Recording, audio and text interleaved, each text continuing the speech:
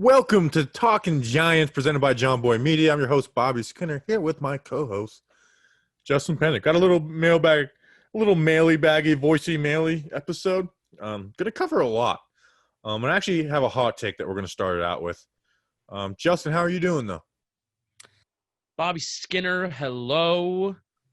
Kind of crazy. I know you always ask me how I am, and I sometimes come prepared with a nice statement or a nice story. We are in the month of October, we're officially in the middle of the month of October, and the Giants still don't have a win, just in case you weren't aware. So thanks for reminding us, Justin Pennick. Really appreciate that. Really appreciate it. It does suck. Crazy. It's crazy. We're gonna beat Washington, though. I honestly, like, a guarantee we will beat Washington. As we do, as Giants fans do. Daniel Jones is 2-0 against Washington. The scary thing, though, is that they don't have Dwayne Haskins playing. I really want to just get video of Haskins being a bum on the bench. Anyways, Justin, speaking of bums, we got 3 new members of our community. Wow, you know who they are? You know who they are? Yeah. Matt Joyce. Matt Joyce is one of them. Eric Viscuso. Matt Joyce. I went to high school with a guy named Matt Joyce. And Sean Sullivan. Justin, who are these goons? These goons, these not bums, they're wonderful human beings, and they're wonderful people who have accomplished a lot in their life because they went to patreon.com/talkinggiants, and for $2 a month, you can support us while also getting live access to podcasts and shows as we record them, including on Sundays where we commiserate in misery, and we will eventually celebrate in a win, hopefully this Sunday. You get access to, for twice a month, raffles for free shirts, twice a month, 3 times a month. I have no clue. Bobby handled all that.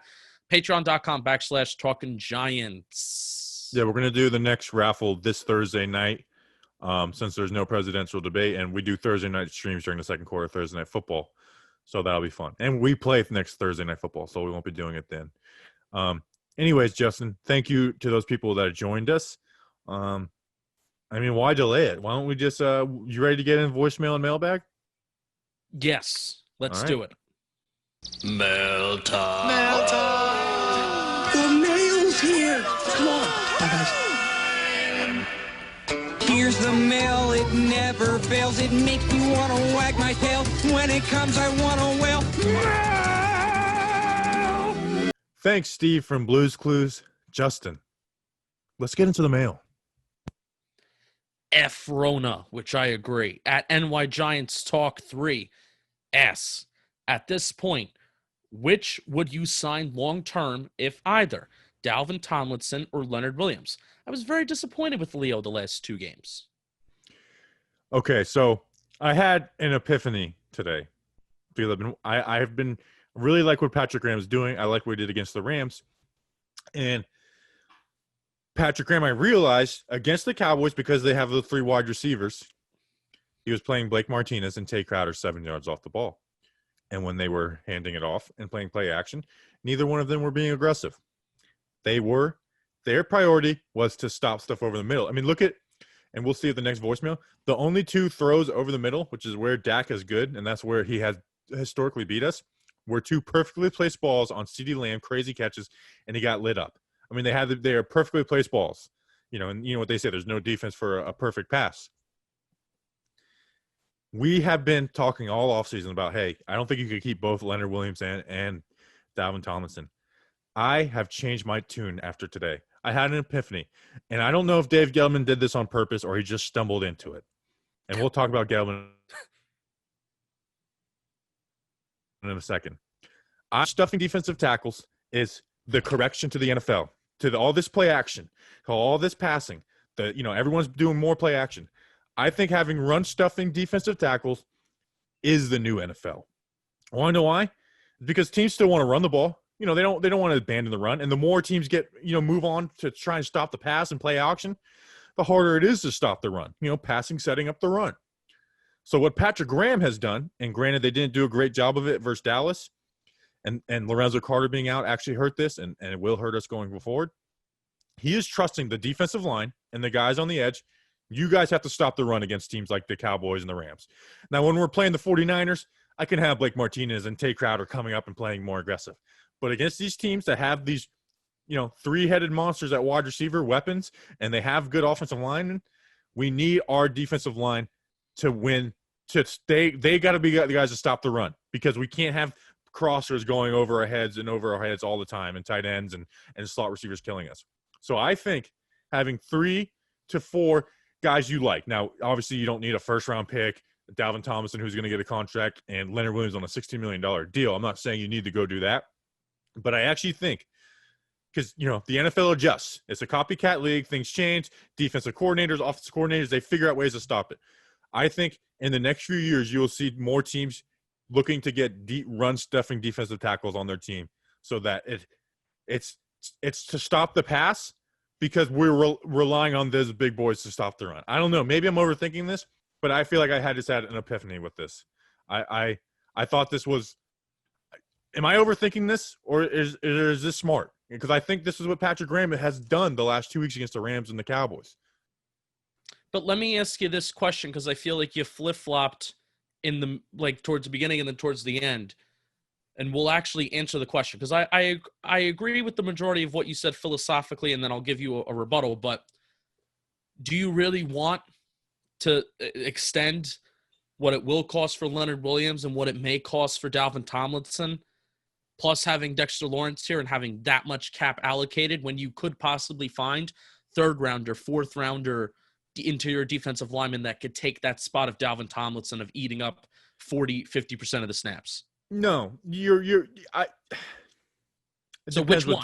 It depends what Dalvin's contract is. If Dalvin is $7 million or less, which is possible, then I'm keeping both. You know what I'm saying? Mm-hmm. But if Dalvin's like $10 million, then that's a lot of money for just one position, no matter what the position is.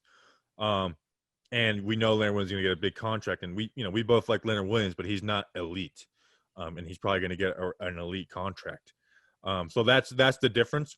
But like I said, I don't know if this is on purpose or stumbling into it, because I think Patrick Graham is doing this stuff, and James Bettcher wouldn't have done it.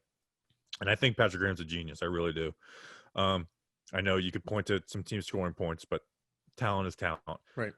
Here's what I have to say about that, though.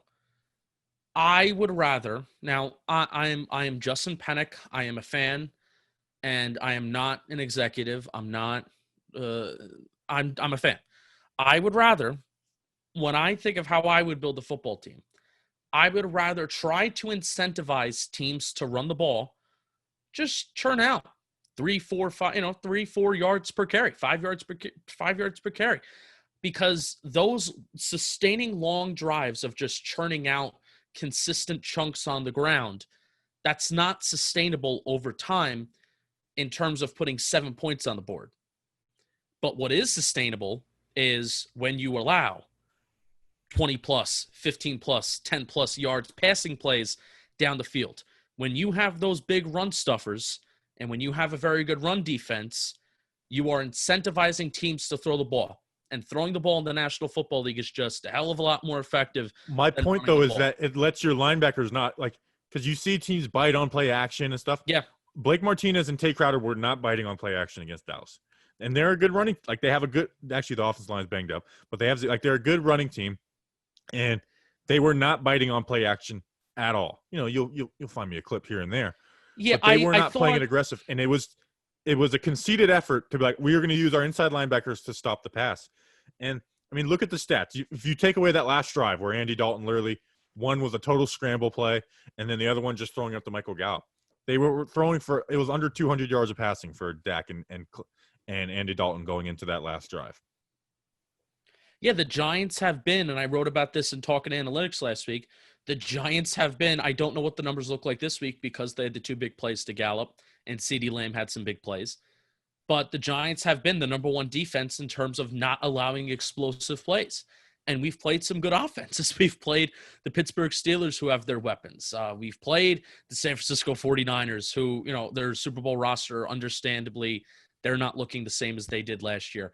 Then we just got done playing the Dallas Cowboys, and it wasn't really until the final drive of the game, unfortunately, where you really feel like the defense did get bitten by the big play bug. Yeah, and it was that, literally that just was, throwing the ball up to Gallup Yeah. over Ryan Lewis. You know, it wasn't like they found out Patrick Graham's system. You know, that's just a playmaker making a play on our weakest probably player on the field in Ryan Lewis. And I agree with your take, and I like your take of, because we feel confident in our front four to get the job done. And Lorenzo Carter is a huge loss in that. And I'll be interested to see how this might change. Will it change? They'll probably play closer because they don't respect the Washington's ability to throw the ball. So linebackers, Washington, they will play like it's week to week. But like the Rams, that's how they shut down the Rams. And we talked about last week is the way they stopped the Rams was letting Martinez and Crowder play the pass.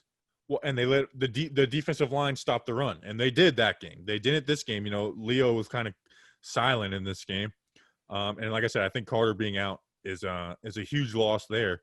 Which, by the way, Golden was really good as a pass rusher. He had some bad plays in the run game, but he was consistently bull rushing. You know, he had the sack. He's the best pass rusher on the team. Yeah. But I think that's why he wasn't getting a ton of reps is because of his run defense. He can make plays in the run game, but he's not going to be like that solid set the edge type guy. You know what I mean? Yeah, he'll stumble into a good few plays in the run game. But he may try to make some arm tackles, took some poor angles.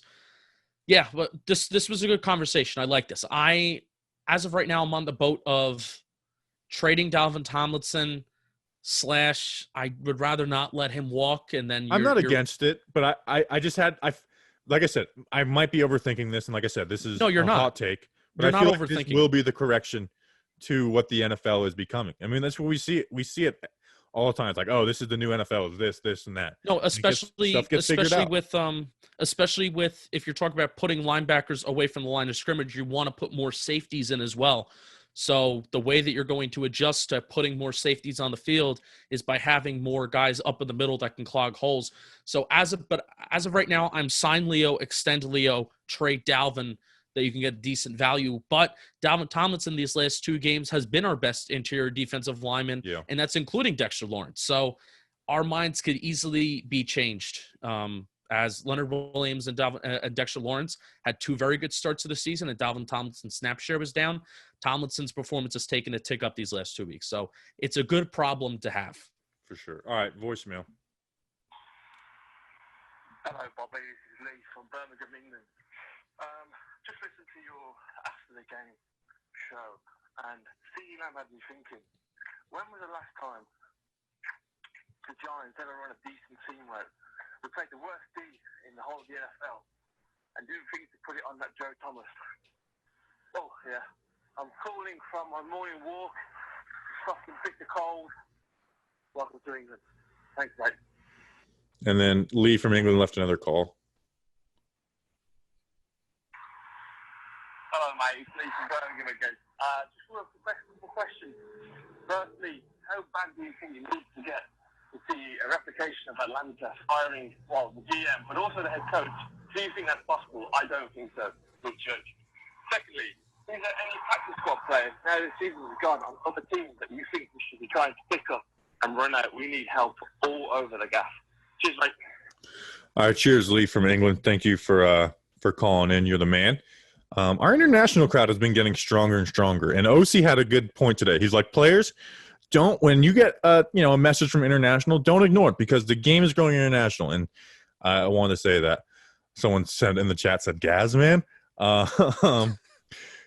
So we have some Gettleman stuff we'll get to since he asked kind of like a 3-part question.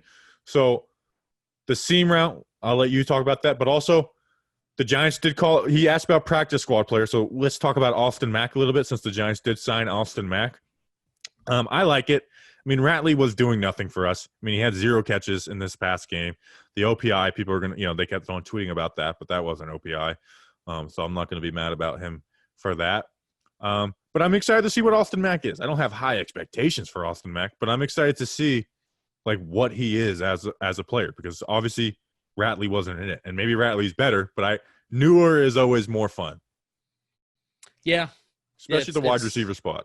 Yeah, it's also similar to how people were so excited to see Andrew Thomas, and now Matt Parrott is going to be the new left tackle.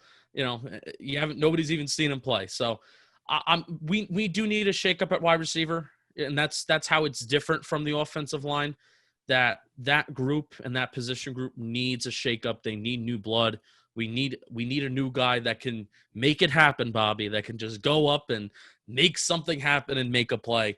I know we've really overused that phrase this week. Pro Austin Mack is great at curl routes, so he's going to fit in great with this offense. Oh, joy. So he also asked about seam routes, and Justin, I sent the clip to you, and I wasn't going to tweet it out because it would be something that people like. It'd be red meat for people. But go watch Evan Ingram's presser after the game, and Dan Duggan and Jordan Raanan. I don't know if they teamed up on this or what, but they did a good job of being like, "Hey, what's the difference in routes?" And Duggan is like, "It just seems like you're running a lot more curls." And Evan Ingram was like, "Yeah, that is the biggest difference. Is they're not, we're doing a lot of curl routes." And then Raanan was like, "How come you don't hit up the seam or anything? Like, what's the deal with that?" And I honestly felt bad for Ingram in that moment because he looks dejected. And he's like, I'm just doing what I'm doing what they're asking me to do. He looked dejected. He looked totally dejected. And he did make a play for us in the run game. Like, that play wasn't really set up great. Evan Ingram totally just ran past that defensive end. I know we were crapping on Ingram, but I do feel bad for him because this offense, someone else said it today. I can't remember who it was, and it was one of our followers that I like, but he said Jason Garrett is trying to use Evan Ingram like Jason Witten when he should be trying to use him like Jordan Reed. And that's a big part of what my issue is with Jason Garrett. We're not going to do the whole Jason Garrett thing right now, but we're not using it. Maybe Evan Ingram sucks, but we've seen him be awesome at times, man. And it's just, they're not using him in the ways that Evan Ingram should be used. Yeah, I know that's been something that's literally been said since Evan Ingram has been drafted. And I even saw a tweet today from one of the official accounts that says an NFL executive, some sort of coach, whoever says, well, what does Evan Ingram do well? So it's one of those things that this is year 4 for Evan Ingram, that now we're really asking, what does he do well? But we're also still asking the question of, well, is he even being used right? Go and watch some Las Vegas Raiders highlights from this past weekend and watch the plays that Darren Waller made. But here's the thing, Justin, is going into this year, the question on Ingram was, can he stay healthy? Because you know what? His numbers were good last year. His numbers have been good. His yards per catch are down by 4. He has like 160 yards through 5 games. And he's the second target on the team. I mean, he's probably the lead pass catcher though. No, Slayton is. Oh, he is? Slayton not by a large margin. No, not by a ton. That's not good, man. That's just no. And it, like you said, Evan Ingram needs to be a guy. But honestly, man, like, Jason Garrett is not using this cat the right way. And I feel bad for him. I honestly feel bad for him. And I wouldn't be surprised if we do trade him, goes and plays really well somewhere else. I really, an innovative offensive mind would figure out a way to do that. I mean, look at how he started last year before he got hurt. He had like 200-yard games, a 75-yard. Like, he was on pace for like 1,300, 1,400 yards. Obviously, we can't play on pace guy, but geez, dude. And it's just, he looks dejected, and I think he knows. He's like, he's probably out on Garrett. I mean, if we're seeing this as dummies online, he's got to be seeing it, Yeah, reading body language. You don't need to be a psychology major and have your PhD to read body language sometimes, and especially when he's asked those 2 questions. Ingram is usually somewhat of a encouraging guy. He's pretty respectful. The Giants put him in front of the media pretty often. And the fact that he's that hesitant on those 2 questions, and he's kind of brutally honest when he doesn't want to be, I think that's telling. Yeah. All right, we got a voicemail and a mailbag that are 2 in 1. Hey, boys. It's Chris Mickle calling from Chicago. So worst case scenario, the Giants lose the next couple games and we go 0-7. Do you see Gettleman getting fired mid-season? And that'd be right before the trade deadline. So then hopefully the new GM can start putting his plan into place earlier before Gettleman makes more moves if he's out on the door anyway. Thanks for all this, all the hard work you guys do. Go Giants. Chris Mickles asked actually in the Patreon chat, and we have a mailbag question that's similar to that. Enter name here at 33. Would you rather the Giants fire Gettleman now to have a jump on the GM search process? Tell me why delay the inevitable. So, the Texans, I did. The Texans fired their, head coach and GM the same. The Falcons did the same. So now we have two teams that have a head start. And honestly, I do think there is value of not firing guys mid-season, if you know what I mean. Like, there's I know people hate this, but there is right ways to do business, and it does reflect who you are as an organization and stuff. But the point being is that other teams have a head start on the New York Giants right now. And if they have made up their mind, Justin, and they're waiting, that means they're not going to let Gettleman make any if they don't plan on bringing Gettleman back, then why are they going to let Dave Gettleman make the trade deadline stuff? Now maybe and say Gettleman does want to do a trade and they just reject it, no, we're not letting you do this, you're out. Then what's the point of having him around to be respectful? So if two other teams hadn't fired their GMs, I wouldn't be hey, we shouldn't, I would get, waiting towards the end, you know what I'm saying, and doing things respectfully. But with those other two teams getting the head start, I do think if they have made up their mind, then they should move on sooner rather than later. I think word travels around the NFL about who's interested in who and who's looking at this guy and et cetera, et cetera. If the Giants already may have somebody in mind, if Giants brass, whether that's Mara, whoever makes these decisions, Chris Mara, if they already have somebody in mind and somebody that they're maybe looking at and they don't sense that he's going to be taken or given an interview, then they're going to keep Gettleman. I think the longer that Gettleman stays, the more likely that Kevin Abrams is the next GM. Now, I know you have said, Bobby, over and over, but they can't do that. They can't do that. They just can't. After having a Corsi as the main consultant after Jerry Reese, and then hiring Dave Gettleman, who was in-house anyway, they can't do that. Well, they can, and they have before. And I don't think they're going to, though.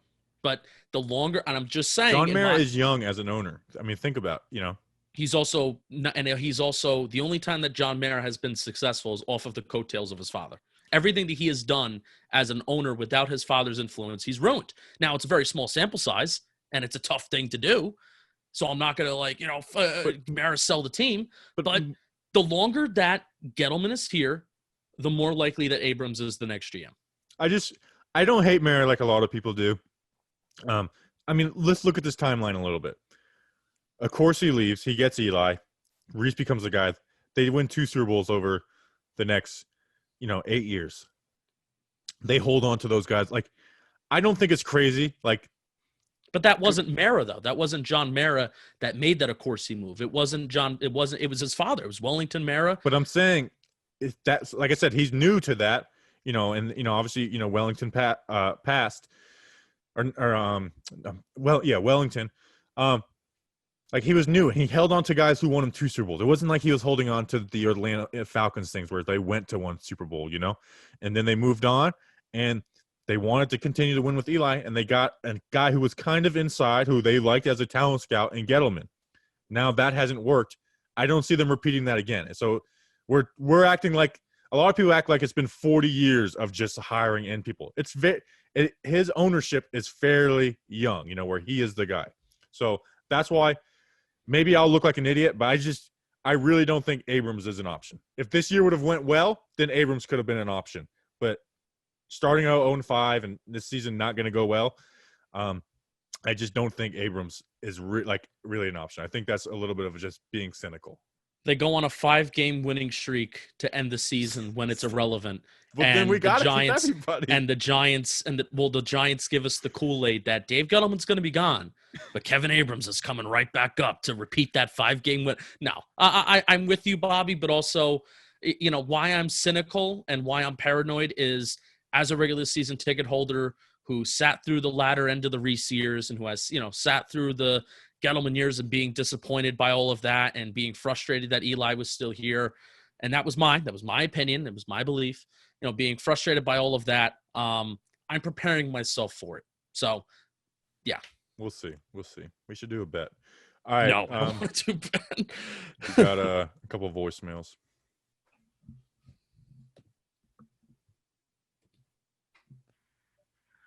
Going on, Talk Giants. It is Dan from Staten Island, New York. I'm calling from my humble abode, my home. First things first, let's just get this out of the way. Can Cam Fleming just be benched already? Like, I really think that's just the right move from now on, because I think Matt Pert is just ready to go at this point. You know, Cam Fleming has made way too many mistakes in these past couple of weeks. It's been happening ever since the beginning of the season, and I think it's just time to put old Yeller down. But, you know, other than that, you know, the Giants did look good at certain points. You know, if only the offense got the ball rolling on that last drive, that would have helped, and the defense didn't fold at the end of the game. But other than that, I did see a lot of great things on both sides of the ball. I did love seeing Devontae Freeman step up and everything, having a good game. You know, Kyler Fackrell everywhere on the field. I love seeing that. But there were a lot of things that we could have fixed up on, and this division is still open. So Don't do it to yourself. Go Giants. All right, so there's a lot in there. Basically, well, for one, the chat is sitting here talking about Jeremy Shockey, and I want to talk to him about Jeremy Shockey because they're talking about how he's like one of their favorites from when they were in middle school and high school. How did the Patreon chat even get to that? Same chat. But anyways, I'll kick it to you. Would you move on? Would you bench Cam Fleming for Matt Parrott right now? No, I wouldn't. I wouldn't either. I don't think he's ready. Because then if Matt Parrott is worse, then I feel like you can't go back. You know, it's like, oh, let's just put Fleming back in. When Parrott's ready to rock and roll, you want him to be ready to rock and roll. Dan from Staten Island, I think he call last time from like his mom's car. He called from like a weird place last time he called, but he's a frequent flyer. You think someone's mom's car is a weird place? Well, he was calling from an unusual place instead of his humble. He's probably our most active caller. He actually left another voicemail, which we'll get into in a second. Oh. But yeah, I agree. I'm not ready to move to Parrott yet. Eventually, we need to see who he is. Especially like if the GM has their eye on Penei Sewell, you need to see what Parrott is a little bit. But yeah, I wouldn't go there just yet. All right, Dan has one more voicemail. Hey, Talking Giants. Following up my last voicemail, I have something funny to tell you guys. Apparently, people think that Rashad Jennings is the reason why Dak Prescott broke his ankle. I'm not even joking. You can literally go on to Rashad Jennings' Instagram page and go on his Instagram story, and you'll see millions of people DMing him saying, "Oh my God, what the heck is wrong with you? Why would you do this? You better apologize to Dak." And all Rashad Jennings keeps on saying is, "I am a retired running back." He keeps saying it over and over and over and over again. And it's just the funniest thing in the world. It's messed up because, you know, Dak is hurt and everything. But it's funny because this dude has not even played a single snap since 2016. Yet people think that he broke Dak Prescott's ankle. So you know how this – thank you, Dan. You know how this happened, right, Justin? No, I have no clue. I'm trying to. Logan Ryan was the guy who tackled Dak Prescott. Logan Ryan is number 23. Some website published that Rashad Jennings. It was on a Rashad Jennings tackle. So if you Google Rashad Jennings, it'll come up as like him breaking the ankle of Dak Prescott. It might be changed now, but I looked a couple days ago and Rashad Jennings posted it. Like people were attacking him, which is crazy. Like even if he did, it was like he just tackled him. It was like it wasn't his fault. Like Cowboys fans were going nuts DMing Rashad Jennings saying that, why did you break Dak Prescott's ankle? Which I'll be honest, I got a couple of those texts from friends too. Like, why do you guys break Dak Prescott's ankle? It's all your fault. I think it's Roy Lang III who might have initially posted the article. Now, who is Roy Lang III? Is he on Twitter? He's on Twitter. If you search Roy Lang III, he has a verified check mark, but you definitely have more followers than him. I almost have more followers than him. His profile picture is him with either a mohawk or he has a very bad receding hairline look. It's receding. And he's interviewing Jerry Jones. He does low-key look like a mess of a human being. He has fins up in his, so he's a Dolphins fan in his bio. Plus, he also has Go Cubs in his bio. He's a Chicago and South Floridian, and he's an animal lover. He's also a Heisman voter. What? All right, here's what we're going to do. All right, so Patreon chat, we're all going to do this together. Justin, I want you to pull up Twitter as well. And if you're listening to this, on the podcast app afterwards, you do it. It's at Roy Lang the third. It comes up. I want you to go to his profile. Are you on his Patreon chat? Patreon chat. Are you guys go? Everyone go to Roy Lang's Twitter right now. Just put me a thumbs up when you're there, and just tweet at him. Hey man, you are really dumb, and just use whatever favorite GIF you want to use. You doing it, people? I'm doing it. I'm on it right now. I hope this was the guy who did it, because otherwise this guy's gonna be like, why am I being blown up? I'm gonna use a Shania Twain. He's gonna love the attention. All right, go. All right, do it. I want to see it. It's done. I just posted it. All right. And then I'm gonna refresh this in like 15 minutes to make sure you guys are doing your thing.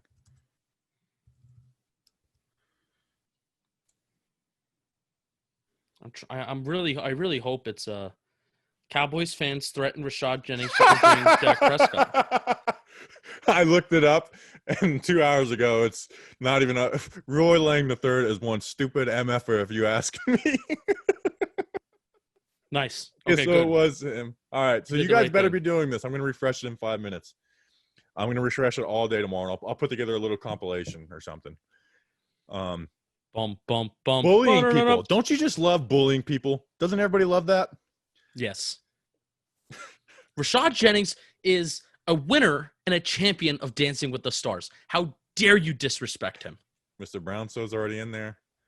Mr. Brownstone's the first one from the Patreon chat. Let's go, people. Gazman's in there. Me and Gazman use the same GIF. All right, we're going to check back up on it. All right, what do we got next? All right, we have 3 mailbag questions. One is asking a question about Garrett Colombo, and this is from Clap Him TF Out of Here, which I think it's a picture of Jesus smoking a cigarette. I don't like that. You don't like that? No? I like that follower. He's a loyal supporter, but I'll be honest, I don't like the profile picture. But anyways, he's a funny dude. I like him. I like him, though. Offensive line issues, : do you think they're on Colombo or Garrett's scheming? Do we just have bad linemen? Ask all 3 of them. Let's talk about it. Let's ask all 3. Yeah. Okay. The second one is from Anthony Bordonaro at Bordonaro. He is a part of the Patreon family. Get the damn name right. What did I say? I said Bordonaro. Bordonaro. You're pronouncing names like Danny King out here. Oh, nice. Would you consider moving Thomas to guard next year? We could have Parrott, Solder, and maybe another offense tackle in the draft. Thank you, Anthony. Very sorry I messed up your name. And then Brian Porez asked at BPorez1.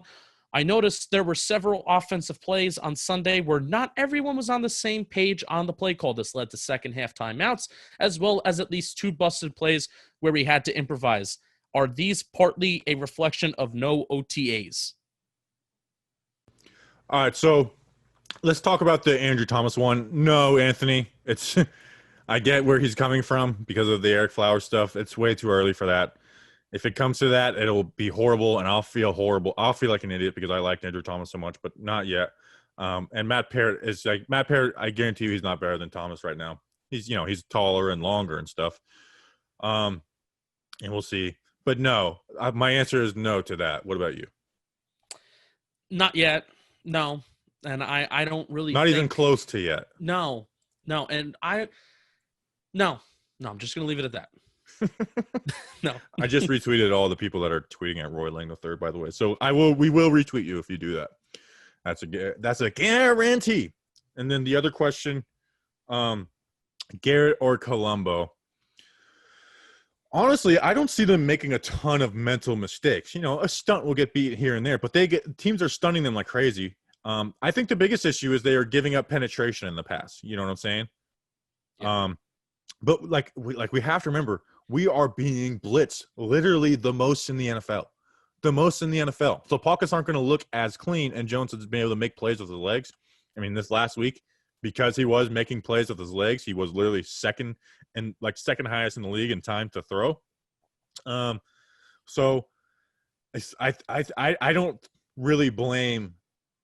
I'm not like all anti-offensive line right now, is basically what I'm saying. There's some bad stuff. And Andrew Thomas is honestly – what sucks is he was so good in that first game. He has been the worst. He has been the worst so far, which is not good. But we also expect him to have rookie struggles and get better. It just sucks that, going through rookie struggles suck is basically what I'm saying. Oh, Chase Young, Andrew Thomas Bowl this weekend. Bobby, there are third downs where the Dallas Cowboys on 3rd and long put 5 defensive linemen on the line of scrimmage, and it's not like one's dropping back in coverage. 5 defensive linemen on 5 offensive linemen on 3rd and 7s, and you're dropping 6 guys back in coverage. But guess what? For Jason Garrett's only running 4 skill position players that are going out and they're running routes, and 3 of them are running the same route anyway. So what does it matter? Doesn't matter if you drop, you could literally drop back 4 guys and be fine, because as soon as you recognize one route combination, you're going to be able to pick up another one. Even deep concepts down the field, Bobby. I tweeted something out from the Talking Giants account today, where 2 guys were running the same exact out routes towards the sideline. One was on the far sideline, and then the other one might have been the slot wide receiver that was on the near sideline. Yeah, in the terms of action play.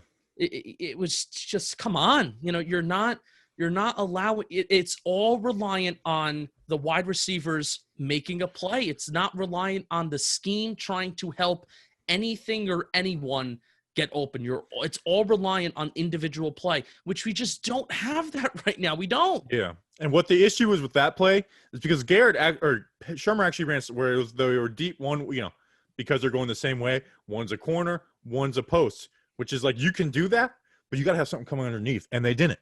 It was max protection, and Jones checked it down to Freeman, who came out after a blocker, and that's the one Freeman dropped. But yeah, it's But in terms how of did the we run get game, onto Shermer play or Garrett play calling from that?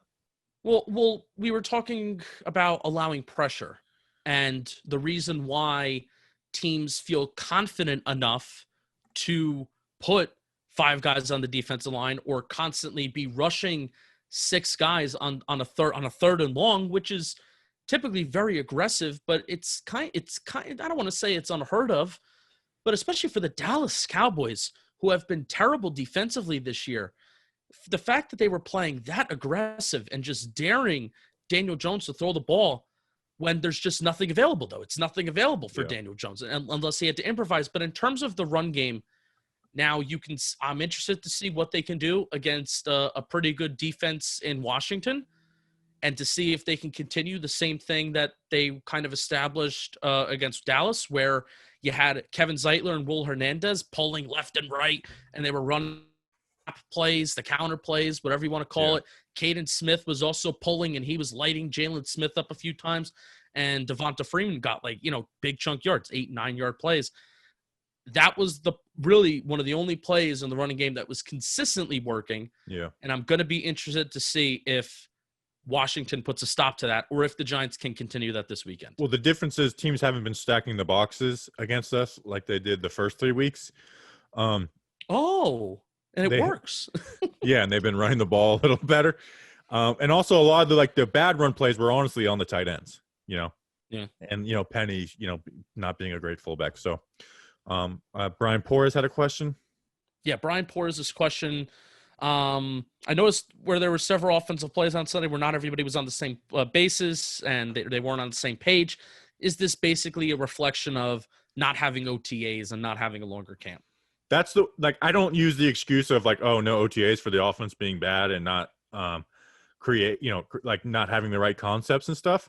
I haven't used like that's not an excuse, but little stuff like that is a difference. That is because learning a new offense and ins and outs, that is where stuff is gonna be. There's gonna be a mistake. So that is an excuse for that, but for like the concepts, and the next question will be about Jason Garrett, which we'll talk about that.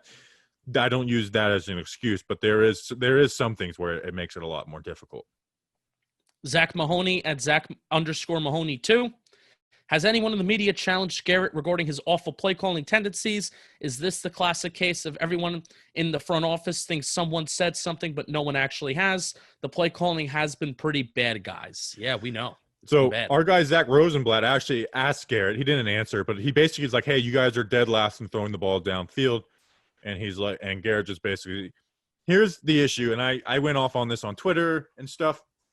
With Garrett, it has been an all or nothing offense where basically everything's short, or we're going to max protect like we talked before, and we're going to send 2 deep routes. And that was like the touchdown against the Steelers was a max protection, 2-man route, one on a deep crosser and Slayton on a deep post.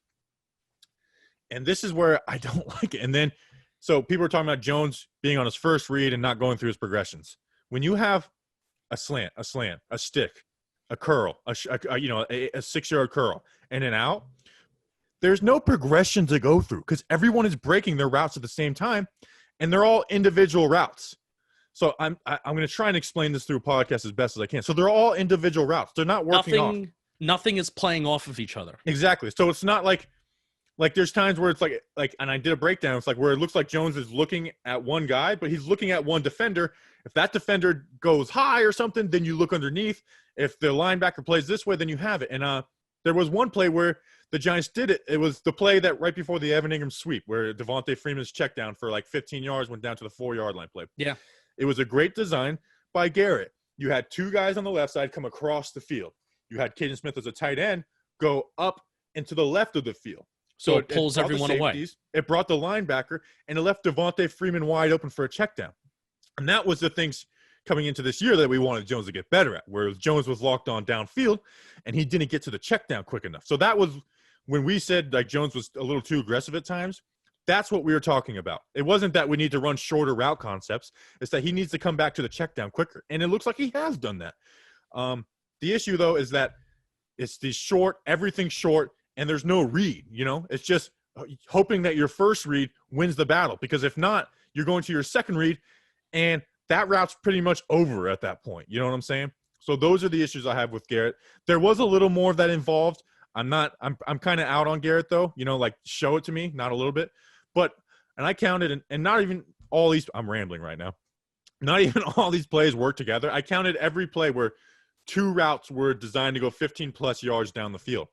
And some of them weren't working. Like some of them were literally just 2 go balls with stuff underneath, or literally like 16, 17-yard curls or comebacks. So they weren't working together. But even with those plays, Jones was 8 for 12, 1 drop, 111 yards. I thought we didn't have time to do those things. I thought we didn't have time to do. And you know what? It wasn't like he was just chucking it downfield. It opened stuff underneath. Golden Tate got a 7-yard catch, turns it into 15, 20 yards. The Devontae Freeman play we just talked about, stuff like that. And then there were shots to be taken. So I'm kind of out on basically what I'm saying is, man, it's got to change. And this having a weird offseason is not an excuse for the stuff that we've seen from Garrett. It is philosophical, and it's the same thing that people in Dallas told us. I mean, I have some Cowboys friends. I mean, I'm sure we all do. And I saw them tweeting about like other stuff like, oh, this is Garrett. Garrett's the same. He's doing the same stuff. He coaches, like we said before, like he's got Jason Witten, an all-pro O-line, and Des Bryant. And he doesn't have all that. No, he does not. Okay. Yeah, I just went on a crazy rant, but I feel it was well said, and at this point, it really is just us repeating almost what we say on Sunday. At least last year, Bobby, when we were both on both of our respective and different shows, we would talk about what we needed to talk about on Sunday. And then we really felt the need that, I need to go back and I need to see what did Shermer do? What was Jones seeing here? What was happening? Pretty much on our Sunday shows, our takes have been spot on. And it's basically just been expanding off of what we saw. Yeah, unfortunately. So for us as simple little fans who we spend a lot of time doing this, and I think that's the difference between the casual fan and what we do, is we just spend a little bit more time rewatching everything. And for us as simple-minded fans, for us to look at the game a second time, and Bobby, for you, a third time, a fourth time, and for us to not really pull anything different substantially from what we talked about on Sunday when we just watched the condensed version of the game, and that was it. I mean, come on. You know, I did a breakdown of the final draw. Well, actually, we'll save that. There's a question at the end. So yeah, we gotta hustle a little bit here. We have some things about Peppers and Julian Love safeties. Voicemail. Hey, Bobby and Justin. This is Pierce calling from Far Hills, New Jersey. Right now, I'm at my girlfriend's apartment. Better not be doing nothing. I was going to ask you guys about Jabril Peppers' playing time on Sunday. I saw that he got subbed off the field a couple times on passing downs, and I was wondering what you guys thought of that. I also noticed that the Giants lined up in 3-3 a lot, and Jabril would play, over the tight end or, in kind of like the money backer role. So just going forward with his injury and everything, I just wanted to see what you thought his role is going to be in this defense as he gets healthier. Goodbye. And Tim Coffey asked about Julian Love, and he said, what the hell is wrong with Julian Love? He had 0 snaps. So Peppers, I'll answer that quick. I'm not reading into it because he is, he did come back and he came back pretty quickly from that. So I'm not worried about Peppers, but that is kind of his role, is like money backer, linebacker, covering the tight end, or that's what it looked like. I thought he did a really good job against the run this weekend. Like, there were plays where Peppers really ran sideline to sideline, coming back from that safety spot, getting on Elliott, finding ways to poke his head in there and making plays in the run game. So, I can't exactly speak about what he did in the passing game, but, my challenge to Jabril Peppers is let me see you make an impact play. And he made some this past Sunday. So. Yeah. And then, man, I'm like Adrian Colbert. I think I've actually been pretty happy with him. So I'm fine with him getting the reps over Julian Love, but it is kind of crazy that Julian Love got 0 reps on defense. Yeah. Like, he's a talent we like. And that doesn't mean, that could be a one-game thing because this defense is multiple. How about a coach coming in and preaching something and living up to it? I love Patrick Graham so much. I really do. I'm in full bloom love with Patrick Graham. But it's like I don't know what the deal is with Julian Love. I think he's a good talent. He's obviously young. He's playing a new position. I don't know. I feel like you would think there's times where they would just come in and let him play down at corner, not being a corner, but coming down to the line of scrimmage, if you know what I mean. Yeah, I think it's a matter of where he's practiced all summer. He hasn't practiced that corner. He hasn't gotten corner reps. He basically hasn't gotten corner reps since training camp last year when he was even wearing a different number. It was his first number out of 3. So Joe Judge and Patrick Graham can say all they want about multiple and guys, being versatile and doing different things. But at the end of the day, sometimes you need a single high free safety to be a single high free safety. Sometimes you need a linebacker to be a good linebacker, and that's what I really feels like it comes down to, where Adrian Colbert is a better single high safety, and what this Patrick Graham defense needs is, they are running too high. So they're being multiple in that area, in that front, but they need a safety that's going to cover deep down the field. And they must have not felt, based off of the Chicago game, based off of the 49er game, that he was getting it done. And it's crazy to think that if Colbert didn't have the injury to start the season, that Love may have been getting limited snaps since the beginning. But it's still strange though, because you would think that they would find. Like I said, I'm fine with Colbert playing over him. Yeah, but just no reps is kind of weird, You would think that they would allow a talented player to get in there somehow. So yeah. So, all right, next question. Next question is coming from Gazman in the chat. I'm proud of the chat. They all tweeted at Roy, whatever that douchebag's name is. Roy Lang III. Roy Lang III.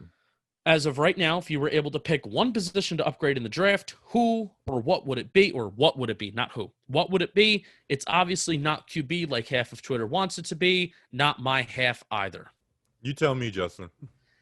Oh, gosh, right now it's wide receiver. And, I guess Gazman does a good job of not asking who would you pick in the first round. But what position group do you want to upgrade the most? It's wide receiver. It has to be. I don't think it has to be. I Oh, agree with wide receiver, but if there was a pass rusher out there who I'm like, this guy's gonna be a dominant pass rusher, I haven't watched enough of Gregory Rousseau to say that. Then I would say like, okay, we can go get that guy. But I don't know if that guy's there. But I would agree that wide receiver. And honestly, I know we've joked about this, and you said this. Never draft a corner in the first round again. Just sign the best ones in free agency. That is how I approach the cornerback position going forward for the rest of my life. I'm with you. I'm a fan. I'm a very big fan. All right, next question. Mr. Brownstone asks one of two mailbag questions, and I'm going to find which one we're going to ask first. And that is the fan base that aggravates you the most. Dallas, Washington, Philly. Finish the question. Which fan base aggravates you the most? Dallas, Philly, Washington, or our own fan, or our own so-called fans ready to pull the plug on the season after week 3 and biatch about past drafts? I will always biatch about one particular draft. Yeah, but that's not what he's talking. That's not what Mr. Brownstone's talking about. Yeah, I was texting you last night, Justin. I was like, this fan base won't let me just watch Monday Night Football in peace. And you're like, you won't let yourself. And I was like, okay, you're right. I'm done tweeting about – because, it's just like with the Justin Herbert stuff, it's like Jones has never made that play. I was like, he literally made the same play. And like I was arguing with, a friend of ours, Mike Too Nice, we like him. He's someone that I can disagree with, but we're also like we're always cool with each other because we know we both do our homework. And shout out, go check his stuff out. He's awesome. But it's just like, can we just enjoy football? Like, why do we have to do this? And it's like every throw that people say Jones would make that throw, I can go find a clip of it. I can. You know what I'm saying? And it gets aggravating. But I'll say out of those fan bases, Washington, because they don't deserve to talk any trash because they're horrible. And they do. They're the ones that talk the most trash, at least to me. Eagles fans, and I know this makes people mad, I low-key think Eagles fans are hilarious. I think they're the craziest people on earth, and I love them for it, and they're the only fans that they basically embrace it. Now, it's annoying, yes. When they talk trash, yes, it's annoying. But I think they're nuts, and I love crazy people. And then Dallas is a lot like Yankee fans, so I can relate because I am a Yankee fan. It's funny, a lot of them mix, and they're both, Cowboys, Yankees fans. But it's like, they call on the old championships. But I will be honest, the Dallas fans in my life are actually pretty nice people. If we were down in Texas, I probably would hate them. And honestly, it's really it's a product of where you grew up. If whichever one you spent the most time around is the one you like at the least. And I spent the most around Washington fans. I've spent the most time around Dallas fans because they're just everywhere. And they're nauseating. They're nauseating. Especially, and I think it's also, again, I go to MetLife. I see all these teams and all these different fan bases twice a year. There could be more Philly fans. You know what? I don't know. I may even call it a draw. It's crazy that I feel like I'll see more Dallas fans at a Giants-Eagles game than Eagles fans at a Giants-Eagles game.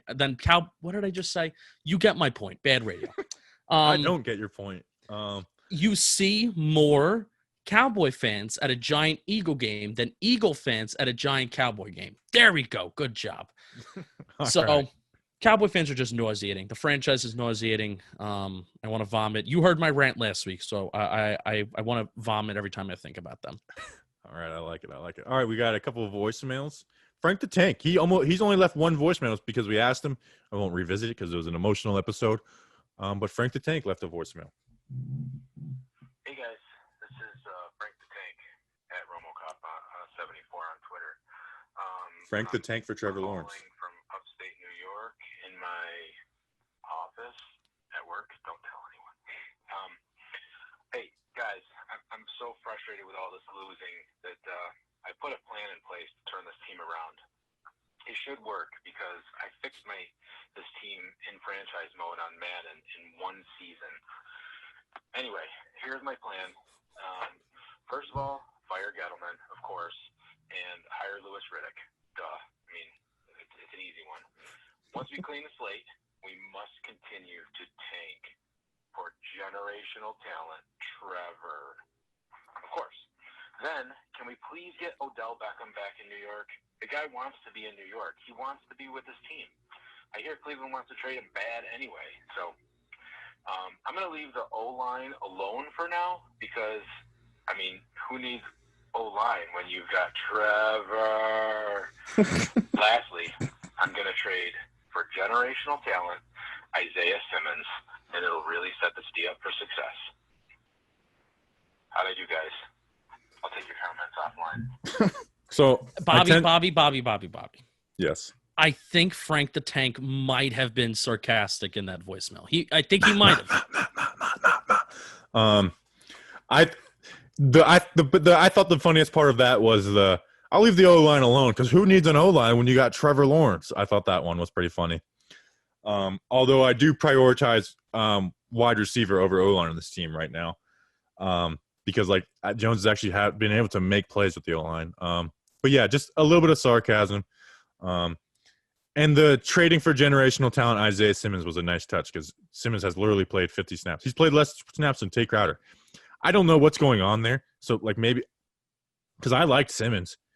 That's kind of – I don't know what is going on in Arizona. Like, could he be – I just feel like he can't be a total bust, but they won't play him. They won't play him. And I don't know. I wonder what Arizona fans are saying about that. Talking birds. Talking cards. Yeah. Yep. All right. Oh, we got got one last voicemail, and then we'll finish off the mailbag from Reddit. Here we go. Here it is. How's it going, guys? Hopefully you guys are doing well. I'm Austin Inetta. I'm currently living in North Jersey. I'm in my older brother's baby blue room. Pause. I had asked you guys Sunday if the Giants' offense was lackluster, would we sacrifice Jason Garrett on the star? I guess my follow-up question would be, do you guys have any details on when that sacrifice would be? Like, do you guys have, like, a date or time? Is it, like, RSVP or invite only or something like that? Hopefully you guys will let us all know. Hopefully the FBI doesn't think that this is a real thing. That would kind of suck. So, have a good one, guys. So any chance Jason Garrett gets sacrificed week 17 versus the Cowboys? We did talk, I think, during a live stream about what I learned when I watched the movie Night at the Museum about, like, I think it was the Hun. No, not the Huns. It was something where there was this old tribe that used to pull people and pull, like, their arms and legs, and they would just pull them apart, so then their corpse would just be in the middle. So if we do that to Jason Garrett week 17 and we sacrifice him, would not mind. Who do you think the 4 people would be that would want to pull him? Evan Ingram's number 1. He wants to rip Jason Garrett apart. Daniel Jones number 2. Tony Romo probably number 3. And who else really hates Des Bryant number 4? Des Bryant and Terrell Owens hate Jason Garrett with a passion. Jason Hatcher's a former Cowboy who thinks like that Garrett like sabotaged Wade Phillips. Yeah. Garrett. A lot of conspiracies in Dallas. Man, I feel bad because like I am a patient person, and sometimes I'm probably a little too patient. You know what I'm saying? Like because I think there's a lot more people listening to us this year than last year. Obviously you were doing your thing, where they probably listen to this and they're like, man, this guy's giving up on Garrett week 4. It's like this is like New York sports radio. It's just fire the OC, do that, But I mean, I'm the same guy last year. I got so much heat for not wanting to get rid of Shermer. I was okay with it by the end of the year. My whole thing was you either keep both him and Gettleman or fire both Shermer and Gettleman. They didn't do that, and now we're in a weird spot. But so like I'm like me, I'm probably like a little too patient, and I'm just so out on Garrett, man. I can't stand him. Yeah, you are patient. I finally got you on the hate Golden train. I don't hate Golden Tate, though. He could be good in this offense if it was used the right way. I get he's not the player he once was, but it's like, You know what? When we actually did the stuff, he was open underneath, and he like. So I don't hate Golden Tate. He doesn't get separation, but he can still make plays. He can still freaking make plays. As long as there's perfect ball placement and an open field in front of him. Well, let's try that because it's not working what we're doing right now. Last mailbag question, Mr. Brownstone, once again. When do you think we will run the sacred make it happen play this season? Hopefully this week against the Washington Wombats. Clearly they haven't gone against it in practice because Haskins would have used it to keep his job. So, Bobby, the make it happen play has eluded us this year. When are we going to run that play? That took off. I'm surprised that took off. It's because, well, Monday morning, I usually don't after losses, I usually try and stay away from my, checking mentions on Monday. And I actually did after 10 o'clock. I was like, okay, I'm muting all my tweets so I don't see the replies. But because everyone's like, Jones just has to make it happen. He has to make it, not realizing that two of his wins, there's only been 3 wins, but 2 of the 3 were make it happen drives. You know what I'm saying? It's like, he's just got to make it happen. And I did the breakdown and showed it. So if you're still saying that, go check out those breakdowns. But I was like, that is so dumb. Like when we talked about it on the podcast, I think too. It was just like, that's so silly. And so I was just like, why doesn't Justin Herbert just make it happen? The guy can't win a game. Throws a back-breaking interception. People are like, why are you bashing Herbert? I was like, I'm not. I like Herbert. But you guys changed the watch. Watch other football players because you pretend they're perfect because you watch their highlights, and they're not. They make mistakes too. They lose game-winning drives. Joe Burrow. Joe Burrow just makes it happen. He had a worse game on Sunday than Daniel Jones has had in his entire freaking career. So I just lost it, and I just started make it happen, and it caught on a little bit, especially I did the make it happen breakdown. Wait, T-shirts. But I thought about that, but it's like, I don't know. Would anybody buy that? Put Daniel Jones on. And when I say, and would anybody buy that? Mr. Brownstone, you saying yes doesn't count. Mr. Brownstone buys every T-shirt. Make it happen with with Daniel Jones. You know how Daniel Jones has fist bumped a lot. I think he had a fist bump after the one of the Freeman touchdowns. Mm-hmm. He had a fist bump against Minnesota last year that I made a nice GIF or GIF out of. We should get Matt on this of possibly designing something with Daniel Jones fist bumping with make it happen. We'll design it, and his next game-winning drive. We'll do that. So we will do that. Remind me. Just like we said at the beginning of the season that we were going to ask for 5-star ratings once we actually win a game. Yes, that is, we literally have been just win a game so we can ask for some 5-star ratings because we know that once we win a game and we ask for it to start a show, we'll get 10, 15 new ones because during season is when your downloads are the highest, but we're let's just wait for the right time. Let's wait for a win for people to be happy and do it. We can't get any ratings because we don't win. Freaking losers. I'm so sick of Beck. I used to love that song. Now I hate it with a passion. So many listeners don't even know what a Victory Monday intro is. They don't even know about it. That's the thing that sucks. They don't even freaking know about it. All right. There was something else I wanted to talk. I almost thought about doing Fire Jason Garrett shirts, but I was like, I'm not going to be that guy. No. Can't use there's something name. I wanted to talk about with people voting for us. I can't remember. Did it have something to do with your voter registration? No, they went and they're trying to suppress our votes. I know what they're doing. I almost did a video because I went back in there because they put my driver's license number in wrong. And I pressed record on my phone and I wanted to be like, so who are you guys voting for? Because you're not supposed to do that in there. And I was like, oh, you should vote for Bobby Skinner. But then I was like, you know what? They're literally looking at my ID right now. So when I say vote Bobby Skinner, they're going to be like, oh, is it what kind of, is it a prank? It's tough. So Mr. Brown said, put a screen grab of my Jason Garrett play tweet on a shirt and it'll sell. We should do that. Mm-hmm. Mm-hmm. Yeah. I actually think we'll do that because that's an easy shirt to make. I think we actually will do that. So, Justin, remind me to do some T-shirt stuff in the morning. Okay. All right. Is that an episode? Do we have any? I mean, I know we're done with stuff. Is there anything else you want to get off your chest? No. Let's. Friday's going to be a fun show. We're going to have We fun might have Friday. another former NFL corner on the show, too. So. Oh, boy. Is it Hall? No. One more guess. Oh, okay. We'll see. No promises. Josh Norman. Former Washington Football Club member. No. He just got stiff-armed, by the way. I usually hate doing That's him. like live updates. I see it. He got like stiff-armed by Derrick Henry. Like Oh they're my just throwing like a gosh. rag doll. It was That's crazy. brutal. I saw that. I actually, for our Eagles intro preview game, because that's on a Thursday, I haven't asked the guy yet, but we might have an awesome interview for that one. I just want to let people get excited for that. It'll be funny. At least I hope so. All right. If you've been Right, part of my we're Periscope running. Wednesdays. We're running long. Who cares? Let's wrap it.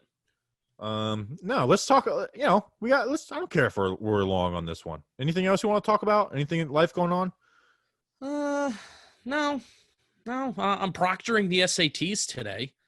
So for those of you who really want That is to, so lame. for those of you who really want to go back and take them, I know some fantasy football leagues that the punishment is take the SATs. Well, I'm not taking them. I'm proctoring it. So at least maybe I'll have time to write my analytics blog. In if ninth my grade, do typing you is take the allowed. pre-SAT or the pre-ACT? Yeah, I think ninth, 10th grade, you take the practice SAT. Okay, so in ninth grade, we literally, me and a couple of friends, we did it because like it doesn't matter, it's literally just a test, and colleges don't see or nothing.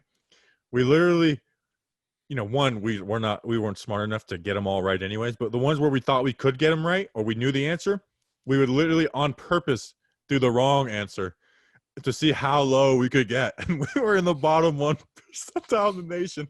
And our guidance counselor came in the class and he's like, I can't believe you guys. He's like, this is disgusting. He's like, you guys never stop screwing around, just like glaring at me.